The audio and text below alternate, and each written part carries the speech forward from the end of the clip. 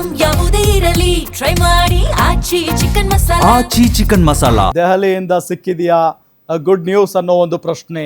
ಡಿ.ಕೆ. ಶಿವಕುಮಾರ್ ಬೆಂಬಲಿಗರು ಆ ಮಾತು ಹೇಳಿದ್ಯಾಕೆ? ಮೇ 15ಕ್ಕೆ ಟ್ರಬಲ್ ಶೂಟರ್ಗೆ ಸಿಗುತ್ತಾ ಶುಭ ಸುದ್ದಿ ಅನ್ನೋ ಪ್ರಶ್ನೆ. ಶತಾಯ ಗತಾಯ ಇದೇ ಅವಧಿಯಲ್ಲಿ ಮುಖ್ಯಮಂತ್ರಿ ಸ್ಥಾನವನ್ನ ಅಲಂಕರಿಸಬೇಕು ಅನ್ನೋದು ಡಿ.ಕೆ. ಶಿವಕುಮಾರ್ ಅವರ ಆಸೆ. ಆದ್ರೆ ಅದು ಸಿದ್ದರಾಮಯ್ಯನವರ ಕಾರಣದಿಂದ ಕೈಗೂಡ್ತಾ ಇಲ್ಲ ಅಂತ ಹೇಳಲಾಗ್ತಾ ಇದೆ. ಇದೆಲ್ಲದರ ನಡುವೆ ಈಗ ದೆಹಲಿಗೆ ಹೋಗಿ ಕೂತಿದ್ರು ಡಿ.ಕೆ. ಶಿವಕುಮಾರ್ ಅವರು. ಈ ಬಾರಿ ಒಂದು ಕ್ಲಾರಿಟಿ ಬೇಕು ಅಂತ ಕೂತಿದ್ರು. ಬಟ್ ಅವ್ರಿಗೆ ಏನಾದ್ರೂ ಗುಡ್ ನ್ಯೂಸ್ ಸಿಕ್ಕಿದೆಯಾ ಅನ್ನೋ ಪ್ರಶ್ನೆ. ಬಿಕಾಸ್ ಅವರ ಬೆಂಬಲಿಗರು ಒಂದು ಮಾತು ಹೇಳಿದ್ದಾರೆ, ಆ ಮಾತಿನಿಂದ ಇಷ್ಟೆಲ್ಲ ಪ್ರಶ್ನೆಗಳಿಗೆ ಕಾರಣ ಆಗಿರೋದು. ಮೇ 15ಕ್ಕೆ ಟ್ರಬಲ್ ಶೂಟರ್ಗೆ ಒಂದು ಶುಭ ಸುದ್ದಿ ಸಿಗುತ್ತಾ? ಡಿ.ಕೆ. ಶಿವಕುಮಾರ್ಗೆ ಬರ್ತ್ಡೇ ಗಿಫ್ಟ್ ಕೊಡ್ತಾರಾ ವರಿಷ್ಠರು? ಗ್ಯಾರಂಟಿ ನ್ಯೂಸ್ ನಲ್ಲಿ big exclusive story. D K. Shivakumar ಹುಟ್ಟುಹಬ್ಬಕ್ಕೆ ಶುಭ ಸಂದೇಶ ಸಿಗುತ್ತೆ.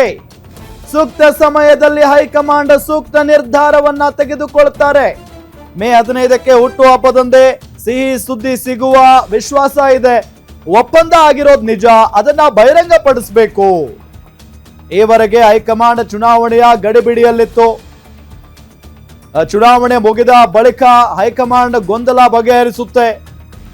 ಡಿ.ಕೆ. ಶಿವಕುಮಾರ್ ಒಳ್ಳೆ ಕೆಲಸಕ್ಕೆ ಒಳ್ಳೆ ಜವಾಬ್ದಾರಿ ಸಿಗಬೇಕು, ಅವರಿಗೆ ಒಳ್ಳೆಯದಾಗಬೇಕು ಅಂತ ಬಯಸುವವರಲ್ಲಿ ನಾನು ಕೂಡ ಒಬ್ಬ ಅಂತ ಹೇಳಿದ್ದಾರೆ. ನಮ್ಮ ಕೆಲಸ ನಾವು ಮಾಡಬೇಕು, ಪ್ರತಿಫಲ ದೇವರಿಗೆ ಬಿಡಬೇಕು. 2028ಕ್ಕೆ ಮತ್ತೊಮ್ಮೆ ಕಾಂಗ್ರೆಸ್ ಬರಬೇಕು ಅನ್ನೋದು ನಮ್ಮೆಲ್ಲರ ಪ್ರಯತ್ನ.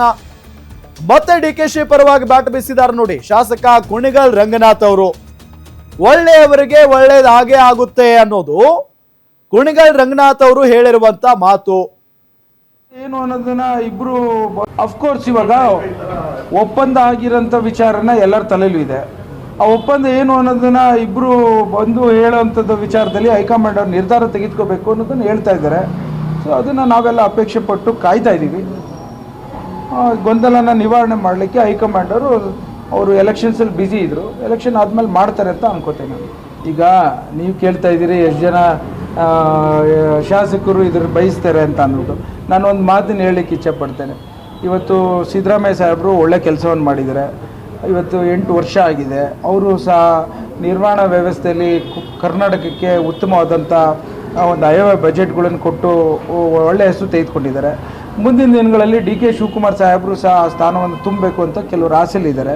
ಸೊ ಮುಂದಿನ ದಿನಗಳು ಆಗುತ್ತೆ ಅಂತ ನಾನು ಭಾವಿಸ್ತೇನೆ.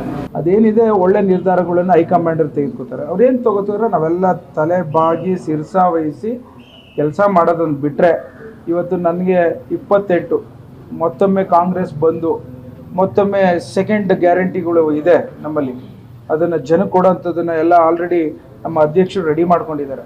ಅದನ್ನು ಅನೌನ್ಸ್ ಮಾಡಿ ಉತ್ತಮವಾದಂಥ ಒಂದು ಸರ್ಕಾರವನ್ನು ಮತ್ತೊಮ್ಮೆ ಕಾಂಗ್ರೆಸ್ ಬಂದು ಕೊಡ್ತೇವೆ ಅನ್ನೋ ಮಾತನ್ನು ಹೇಳಲಿಕ್ಕೆ ಇಚ್ಛೆ ಪಡ್ತೇನೆ. ನಮಗೆ ತಾಳ್ಮೆ ಇದೆ, ನೀವು ಯಾಕೆ ಅಷ್ಟೊಂದು ಆತರ ಪಡ್ತಾ ಇದ್ದೀರಾ?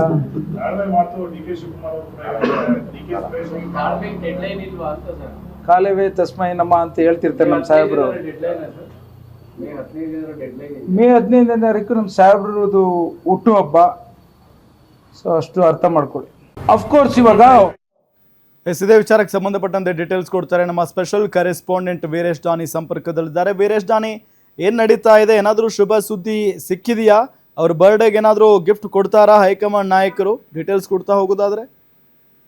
ಖಂಡಿತವಾಗಿಯೂ ರಾಮ್, ಡಿ.ಸಿ.ಎಂ ಡಿ.ಕೆ. ಶಿವಕುಮಾರ್ ಅವರ ಪಾಳಯದಲ್ಲಿ ಅದೊಂದು ಆಶಯ, ಅದೊಂದು ಹಂಚಿಕೆಯ ಬೇಡಿಕೆಯ ವಿಚಾರ ಈಗ ಕೇಳಿ ಬರ್ತಾ ಇರುವಂತದ್ದು. ಯಾಕಂತಂದ್ರೆ ಡಿ.ಸಿ.ಎಂ ಡಿ.ಕೆ. ಶಿವಕುಮಾರ್ ಅವರು ಅಧಿಕಾರ ಹಂಚಿಕೆಯ ಒಪ್ಪಂದದ ಮಾತುಗಳನ್ನ ಕಳೆದ 1 ವರ್ಷದಿಂದನೂ ಸಹ ಆಡ್ತಾ ಇರುವಂತದ್ದು.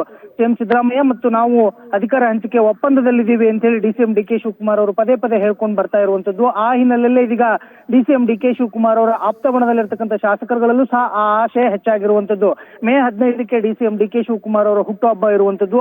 ಅದರ ಒಳಗಡೆನೆ ಕಾಂಗ್ರೆಸ್ನ ಹೈಕಮಾಂಡ್ ನಾಯಕರುಗಳು ಡಿ.ಸಿ.ಎಂ ಡಿ.ಕೆ. ಶಿವಕುಮಾರ್ ಅವರಿಗೆ ಒಂದು ಶುಭ ಸುದ್ದಿಯನ್ನು ಕೊಡುವ ನಿರೀಕ್ಷೆ ನಾವು ಇಟ್ಕೊಂಡಿದೀವಿ ಅನ್ನೋ ಒಂದು ಭರವಸೆಯನ್ನು ವ್ಯಕ್ತಪಡಿಸ್ತಾ ಇರುವಂತದ್ದು. ಯಾಕಂತಂದ್ರೆ ಮೇ 4ಕ್ಕೆ ಪಂಚರಾಜ್ಯಗಳ ಚುನಾವಣಾ ಫಲಿತಾಂಶ ಬರುತ್ತೆ. ಅದರ ಜೊತೆಗೂ ಸಹ ರಾಜ್ಯ ನಾಯಕತ್ವ ಬದಲಾವಣೆ ವಿಚಾರಕ್ಕೆ ಸಂಬಂಧಿಸಿದಂತೆ ಕಾಂಗ್ರೆಸ್ ಹೈಕಮಾಂಡ್ ಒಂದು ನಿರ್ಧಾರವನ್ನ ತೆಗೆದುಕೊಳ್ಳುತ್ತೆ. ಡಿ.ಸಿ.ಎಂ ಡಿ.ಕೆ. ಶಿವಕುಮಾರ್ ಅವರಿಗೆ ಮುಂದಿನ ದಿನಗಳಲ್ಲಿ ಒಂದು ಶುಭ ಸುದ್ದಿಯನ್ನ ಕೊಡುತ್ತೆ ಅನ್ನೋ ನಿರೀಕ್ಷೆಯಲ್ಲಿ ನಾವಿದ್ದೀವಿ ಅನ್ನೋ ಒಂದು ಮಾತುಗಳನ್ನ ಇವತ್ತು ಕುಣಿಗಲ್ನ ಕಾಂಗ್ರೆಸ್ ಶಾಸಕ ಆಗಿರ್ತಕ್ಕಂಥ ರಂಗನಾಥ್ ಅವರು ಹೇಳ್ತಾ ಇರುವಂತದ್ದು. ರಾಮ್, ಓಕೆ, ಥ್ಯಾಂಕ್ ಯು ತಮ್ಮೆಲ್ಲ ಮಾಹಿತಿಗಾಗಿ.